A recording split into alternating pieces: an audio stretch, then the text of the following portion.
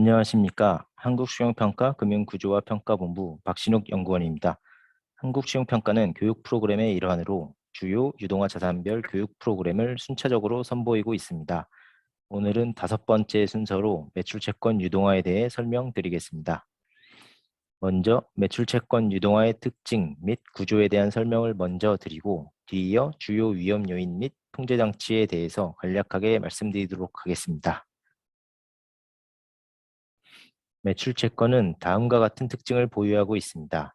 반품 상계 등 대손이나 연체와 관계없이 발생하는 유동화 자산의 부실인 다일루션 위험이 존재하는 것이 일반적인 금융채권과의 차이점이며 매출 채권의 발생으로부터 회수까지 소요되는 기간은 3개월 내외로 짧은 것이 일반적이나 단말기 할부대금 채권과 같이 24개월 이상의 장기간에 걸쳐 회수되는 매출 채권도 존재합니다. 또한 채무자에게 부도 등의 신용사건이 발생하지 않는 한 자금 사정 등을 배려하여 대금 결제 시점을 엄격하게 요구하지 않는 것이 일반적이며 단말기 할부대금 채권을 제외한 일반적인 매출 채권들은 대부분 이자가 발생하지 않습니다.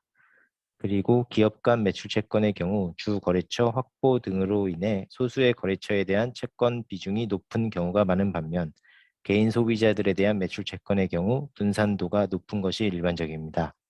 다만 구체적인 특징들은 자산별로 다르게 나타날 수 있습니다. 매출채권 유동화는 장래채권 유동화와 확정 매출채권 유동화로 구분되며 확정 매출채권 유동화는 리볼빙 여부에 따라 다시 한번 구분할 수 있습니다. 확정 매출채권 유동화는 현존하는 매출채권 잔액을 기초로 유동화증권을 발행하지만 장래채권 유동화는 유동화증권 발행 시점에 자산 보유자가 보유하고 있지 않은 매출채권을 기초자산으로 유동화자산을 발행하게 됩니다. 장래채권은 특정 시점에서 볼 때 채권으로서의 성립 요건을 갖추지 못하나 미래에 그 요건을 갖출 것으로 예상되는 채권을 말하며 장래채권 유동화의 대상이 되는 자산으로는 항공운임채권, 해운운임채권, 공사대금채권 등이 있습니다. 확정 매출채권 유동화의 대부분의 목적은 자산 보유자가 유동화를 통해 매출채권을 재무제표에서 제거, 즉 부고프시키고 매출채권을 현금화한다는 것입니다. 다만 리볼빙 방식의 매출채권 유동화는 국제회계기준 도입 이후 부고프 효과를 누리기 어려워지면서 급격히 감소하였습니다. 그래서 이번 클래스에서는 장래채권과 확정채권 스태틱 구조에 대해서만 설명드리도록 하겠습니다. 장래채권 먼저 살펴보면 유동화 구조는 대부분 신탁 단계와 유동화 단계가 결합된 2단계 구조를 취하고 있습니다. 자산 보유자가 유동화하고자 하는 장래채권을 신탁회사에 신탁하면 신탁회사는 제1종 수익권을 SPC에게, 2종 수익권을 자산 보유자에게 교부하며 제1종 수익권자인 SPC는 자산 보유자보다 우선하여 신탁 재산으로부터의 수익 지급을 청구할 수 있는 권리를 보유하게 됩니다. 따라서 제2종 수익권은 장래 매출채권 관련 현금 흐름 변동 위험을 1차적으로 부담함으로써 제1종 수익권에 대한 신용 보강의 기능을 수행하게 됩니다. 장래채권 유동화의 일반적인 구조도입니다. SPC는 신탁회사로부터 수령하는 제1종 수익권을 기초로 유동화증권을 발행하고 그 유동화증권 발행대금 등으로 신탁회사에게 제1종 수익권 양수대금을 지급하게 되며 신탁회사는 이를 자산보유자에게 신탁의 대가로 지급합니다. 유동화증권의 상환 방식은 다양한 형태로 구조화될 수 있으나 대부분의 경우 유동화증권 총 발행액에 해당하는 제1종 수익권 권면액이 유동화 기간 동안 분할 상환되도록 구조화하는 것이 일반적입니다. 그리고 기초자산으로부터 회수액을 재원으로 제1종 신탁 수익의 지급이 완료되면 잔여 금원을 자산 보유자에게 제2종 수익의 형태로 지급하도록 구조화하여 자산 보유자도 장래채권으로부터 창출되는 현금 흐름을 사용할 수 있도록 하고 있습니다. 대표적인 장래채권 유동화 사례로 항공운임채권 유동화에 대해 말씀드리도록 하겠습니다. 자산 보유자인 항공사가 국내선 및 국제선 항공권을 신용 판매함으로써 장래 카드사들에 대하여 보유하게 되는 신용 판매 대금 채권을 금전 채권 신탁하고 SPC는 제1종 수익권을 인수하여 제1종 수익권의 현금 흐름을 기초로 유동화증권을 발행하는 구조입니다. 화면의 사례는 대한항공이 현대카드 등 카드사들로부터 수령할 장래 항공권 판매 대금 채권 등을 산업은행에 신탁하고 SPC는 산업은행으로부터 수령한 제1종 수익권을 기초로 ABS를 발행한 거래로 자산 보유자인 대한항공의 신용도와 항공산업의 특성, 시장 구조, 대한항공의 산업 내 지위 등을 고려하여 신용 등급이 부여된 바 있습니다. 자세한 내용은 공시된 평가 의견을 참고하시기 바랍니다. 다음으로 확정 매출 채권 스태틱 구조에 대해 설명드리겠습니다. 기본적인 유동화 구조는 화면에 보이는 바와 같이 자산 보유자가 매출 채권을 SPC에게 양도하고 SPC는 동자산을 기초로 유동화 증권을 발행하는 것입니다. 다른 유형과 다르게 기초자산인 매출 채권과 유동화 증권의 만기와 금액이 상응하도록 구조화하는 것이 일반적이고, 이에 따라 유동화 자산이 만기에 적시에 상환되도록 구조화하는 것이 중요합니다. 확정 매출 채권 스태틱 구조는 SPC가 직접 매출 채권을 양수하거나 신탁 구조를 통해 기초자산을 보유하게 되는 것이 일반적이며, 자산 보유자와 참가 계약을 체결하여 매출 채권에 참가하는 방식의 유동화도 존재합니다. 어떠한 방식이든 모두 SPC가 실질적으로 자산 보유자의 매출 채권을 보유하게 되고 동자산을 기초로 유동화 증권을 발행하며 매출 채권 회수액 혹은 신탁 수익을 통해 유동화 증권을 상환하게 됩니다. 유동화 시장에서는 카드 대금 채권, 단말기 할부 대금 채권 등을 기초로 유동화하는 거래가 확정 채권 스태틱 구조의 유동화에서 가장 큰 비중을 차지하고 있습니다. 대표적인 직접 양도 구조의 확정 채권 스태틱 유동화 사례로 단말기 할부 대금 채권 유동화가 있습니다.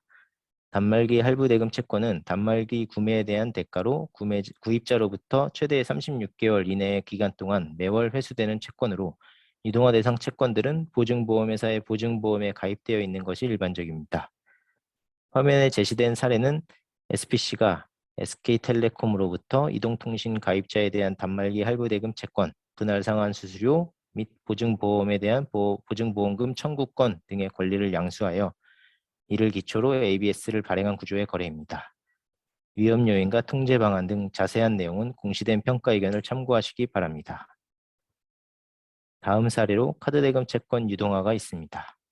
카드 대금 채권 유동화는 자산 보유자인 카드사와 채무자인 법인 회원 간에 체결되는 구매 전용 카드 이용 약정에 따른 채권을 기초로 이루어지는데, SPC가 자산 보유자와 참가 계약을 체결하여 카드 대금 채권을 참가하는 방식과 신탁 구조를 통해 수익권을 수령하는 방식으로 유동화가 이루어지고 있습니다. 설명드릴 사례는 신탁 구조를 통해 수령한 수익권을 기초로 유동화 증권을 발행한 사례로, KB국민카드가 SK하이닉스로부터 수령할 카드 대금 채권을 농협은행에 신탁하고 SPC는 신탁 계약에 따른 수익권을 기초로 유동화 증권을 발행하는 구조의 거래입니다.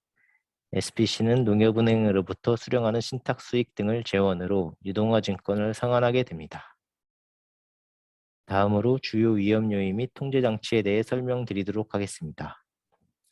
주요 위험 요인 중 법률적 위험 내 트루스엘 및 사회행위, 채무자 및 제3자 대항 요건 확보 관련 내용은 당사 SF 신용평가 일반론에 기재된 내용과 동일하므로 당사 홈페이지 및 유튜브에 업로드된 자산 유동화 개론 관련 키스 온라인 클래스 1편을 참고하시기 바랍니다. 매출 채권 유동화의 주요 위험 요인으로는 앞서 말씀드린 법률적 위험 외 구조적 위험, 자산 고유의 위험 등이 있습니다. 뒤에서 간략하게 설명드리도록 하겠습니다. 구조적 위험 중 자산 혼장 위험은 기초자산인 매출채권으로부터의 회수액이 SPC 명의의 계좌에 입금되지 않고 자산 보유자의 자산과 혼장될 위험을 말하며, 매출채권으로부터의 회수 금액을 신탁 또는 SPC 명의의 계좌로 수령하도록 구조화하는 것으로 통제할 수 있습니다.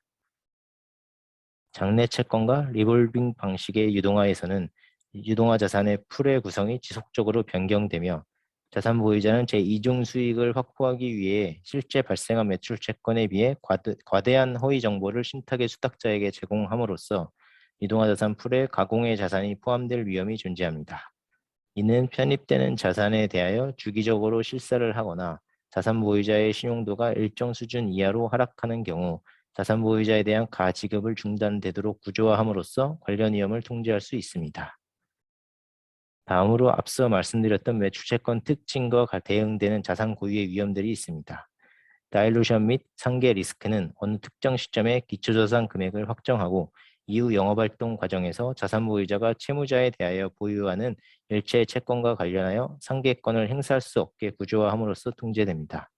개별 거래처에 대한 집중도 수준이 높은 경우 해당 거래처에 대한 신용사건 및 다일루션 등으로 유동화채권 상환에 부정적인 영향을 미칠 수 있으며 주로 리볼빙 방식의 유동화에서 해당 위험이 나타납니다. 이는 개별 거래처에 대한 집중도 한도를 사전에 설정하여 매출채권 잔액 중 집중도 한도를 초과하는 부분을 풀 밸런스 계산 시 차감하는 방식으로 통제할 수 있습니다. 장래채권 유동화의 경우 장래채권의 지속적인 발생 가능성이 중요한 평가 요소 중 하나이며 이는 자산 보유자 및 거래처에 대한 분석, 과거 매출채권의 퍼포먼스 데이터와 유동화 기간 동안의 추정 현금 흐름 분석 등을 통해 판단하게 됩니다. 자세한 내용은 당사 홈페이지에 게재된 장래채권 유동화 평가 방법론을 참고하시기 바랍니다. 장래채권 유동화는 유동화 시점에 현존하지 않는 자산을 기초로 한다는 점에서 해당 자산의 양도 가능성에 대한 검토가 이루어져야 되며 신용평가 시 앞에서 말씀드린 자산 보유자의 지속적인 매출채권 창출 능력에 대한 판단을 전제로 양도 가능성을 같이 고려하여 유동화 자산의 상환 가능성을 검토하게 됩니다. 장래채권의 양도 가능성과 관련하여 민법에서는 채권 양도에 대한 일반적인 규정 외에 직접적인 규정을 두고 있지는 않지만 판례에서는 양도 당시 기본적 채권 관계가 어느 정도 확정되어 있어 그 권리의 특정이 가능하고 가까운 장래에 발생할 가능성이 상당한 정도로 기대될 경우 장래채권이라도 양도의 대상이 될 수 있다고 보고 있습니다. 이러한 양도 가능성과 관련된 법률 위험 분석은 법무법인이 제공하는 법률 의견에 대한 검토를 통해 이루어지게 되는 것이 일반적입니다. 지금까지 매출채권 유동화의 특징과 주요 유동화 구조에 대하여 말씀드렸습니다. 끝까지 시청해 주셔서 감사합니다.